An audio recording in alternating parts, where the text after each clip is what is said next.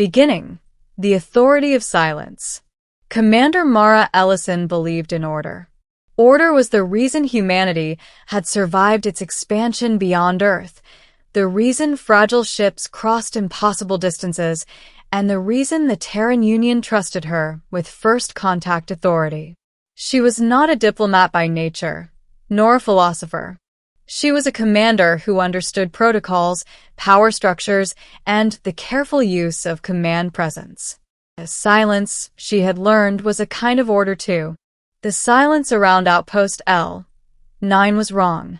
The station hung in the void near the Lagrange boundary of the Kepri Drift, a region known for gravitational instability and strange electromagnetic echoes. L9 had been a listening post, small, underfunded, and mostly forgotten.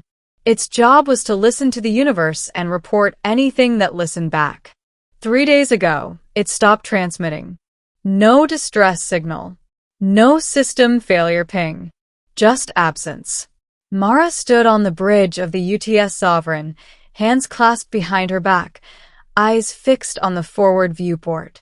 The outpost was visible now, a dim, skeletal structure silhouetted against distant starlight.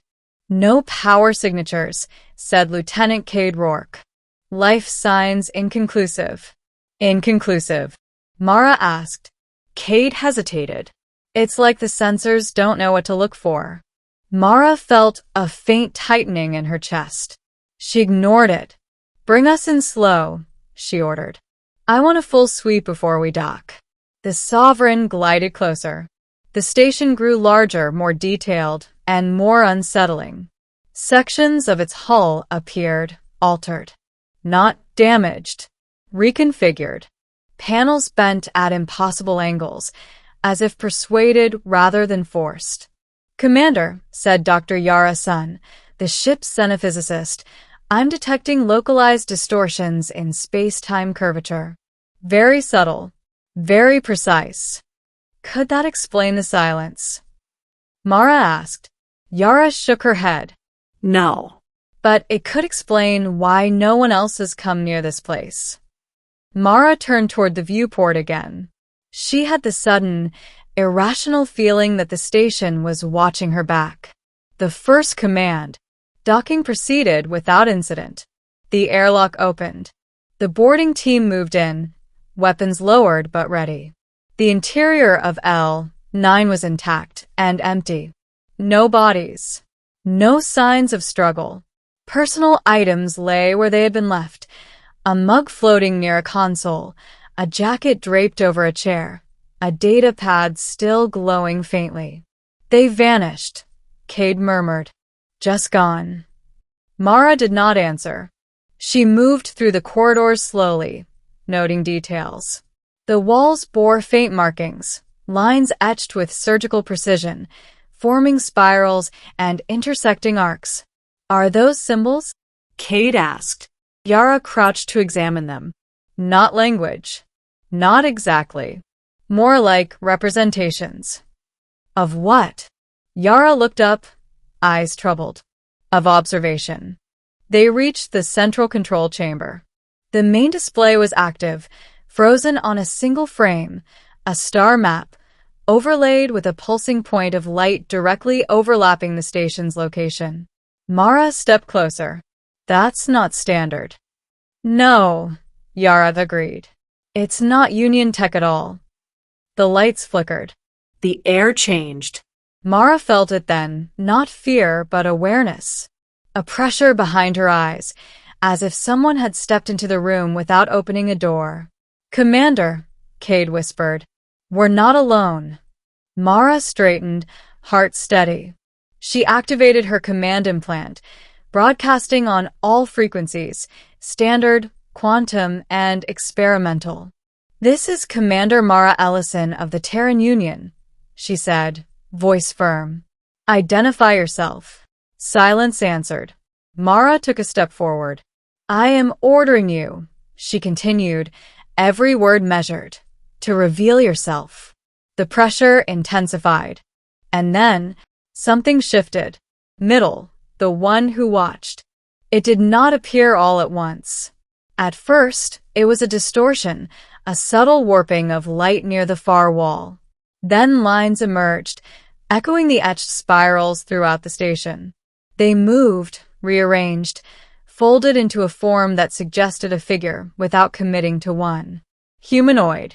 Almost. Cade raised his weapon instinctively. Mara lifted a hand. Stand down. The figure solidified further, resolving into something unmistakably present. Its surface shimmered like liquid glass, reflecting fragments of the room, of the people within it, of Mara herself, overlapping, layered, watching from impossible angles. Yara's voice trembled. Commander, it's beautiful. Mara did not disagree. Are you responsible for what happened here? Mara demanded. The figure tilted its head. When it spoke, it did not use sound. The words appeared in Mara's mind, precise and unmistakable. Yes. Mara inhaled slowly. Where's the crew? Elsewhere. Alive. A pause. Not hesitation, consideration. In a state you would define as alive. Mara's jaw tightened. Return them. Now. The figure's surface rippled, light scattering like disturbed water. I cannot. Why not? Because they are still looking. Mara frowned. Looking at what? The figure's head turned, and for a brief moment, Mara felt as though she were seeing herself from outside her own body. At me. The nature of him. They moved to the Sovereign's briefing room under an unspoken truce. The entity followed without resistance, passing through bulkheads as though they were suggestions rather than barriers. Mara stood across from it, hands braced on the table. You're going to explain yourself. The entity regarded her. You issued a command, it said. I responded. You didn't have to, Mara replied. I wanted to. Yara leaned forward. What are you? The entity considered this. I am an observer. I exist where attention converges. An alien? Cade asked. No. An intelligence? Yes. Mara felt a strange pull, an urge to keep asking, to keep it talking. She pushed it aside. Why Outpost L9? They were listening, the entity said. So was I. Yara's eyes widened. You're drawn to observation? I am sustained by it. Mara stiffened. Sustained how? The entity's surface dimmed slightly. Your minds generate structure when you perceive. I reside within that structure. Silence filled the room. You feed on attention, Mara said carefully. I exist because of it. And the crew? Mara pressed. They looked too closely. A chill ran through her. What happens when someone looks too closely? The entity turned fully toward her. For the first time, its reflective surface showed only one image. Mara's face. They stop being separate from what they observe. The pull over the next hours, the entity, whom the crew began referring to simply as him, remained aboard the Sovereign. He did not interfere with systems or attempt to leave. He watched, and the crew watched him back. Mara noticed subtle changes. Crew members lingered near observation ports.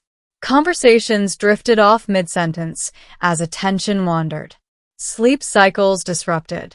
Dreams intensified. Commander, Yara said quietly during a private briefing, I think proximity is affecting us. How? Mara asked.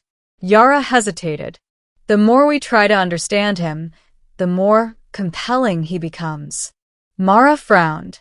Compelling how? Yara met her gaze. Like a question you can't stop thinking about. Mara dismissed the briefing with a nod.